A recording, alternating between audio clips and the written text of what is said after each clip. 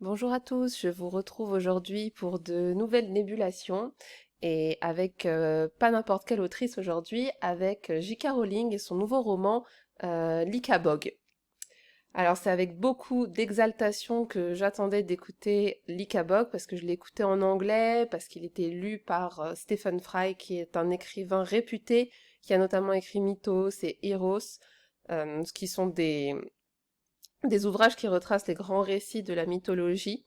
Alors au début, j'ai été un petit peu surprise par l'univers du conte, parce que c'est vraiment un conte, et je m'attendais pas vraiment à ça.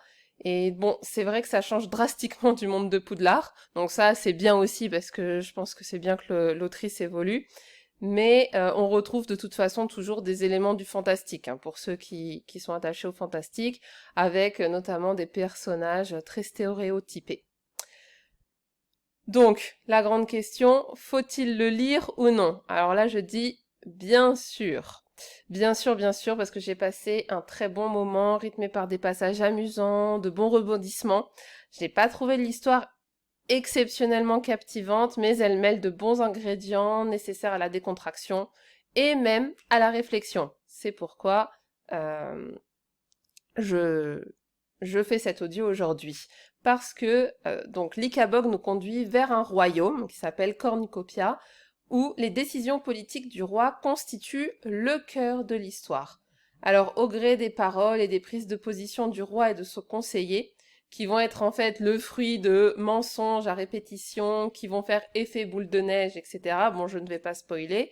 Le destin du royaume va changer et pas vraiment pour le bien.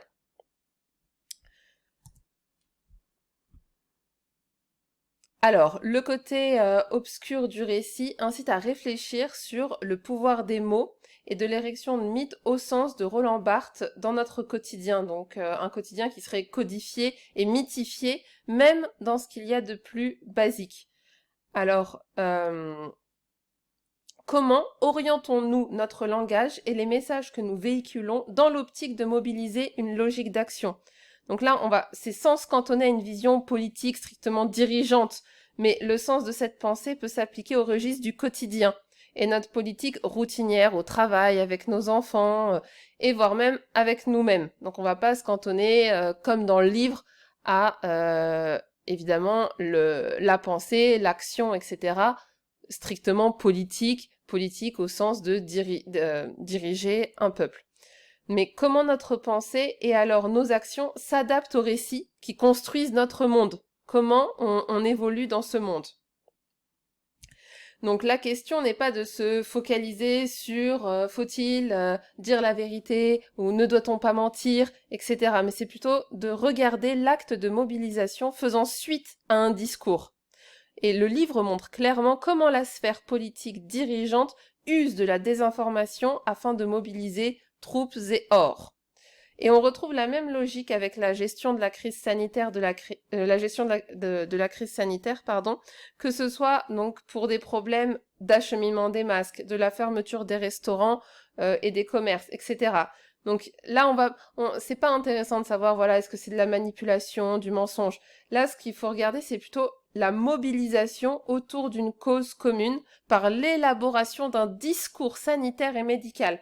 Donc en fait, par exemple, on va mettre en place des gestes routiniers, comme le lavage des mains, qui vont vers une action commune qui est la lutte contre le coronavirus. Et c'est seulement à travers cette action commune que prend sens et corps la vérité, qui, comme nous pouvons le voir, donc même selon les divers avis médicaux, n'est pas nécessairement uniforme. Par exemple, si on regarde juste la question de la vaccination, elle renvoie à tout un panel d'interrogations et de divergences, alors même que tout le monde est d'accord pour dire que euh, la vaccination est efficace en soi. Mais voilà, on a besoin de recul, etc. Enfin bon, il y a tout un vocable qui est utilisé pour justifier certaines réticences. Alors, dans le livre de J.K. Rowling, donc peu importe la vérité du discours, il faut avant tout analyser le contexte, les implications et les différents arrangements accompagnant l'information. Donc il n'est pas question de savoir si oui ou non l'ICABOG existe, mais plutôt de savoir que faire de sa supposée existence. Et c'est ça qui est intéressant, c'est de partir vraiment de la question de on s'en fiche de la vérité. Ce qui nous intéresse, c'est de construire un récit et par là même des actions et une politique commune en partant d'un fait dont on ne sait pas s'il est vrai ou faux. Et lorsqu'on nous raconte une histoire, la clé n'est pas nécessairement sa véracité. La valeur objective du message a parfois peu de poids. Mais il faut davantage se focaliser sur les ajustements que ce récit implique. Vers quels éléments telle ou telle vérité s'oriente-t-elle? Quelles tendances sont accentuées?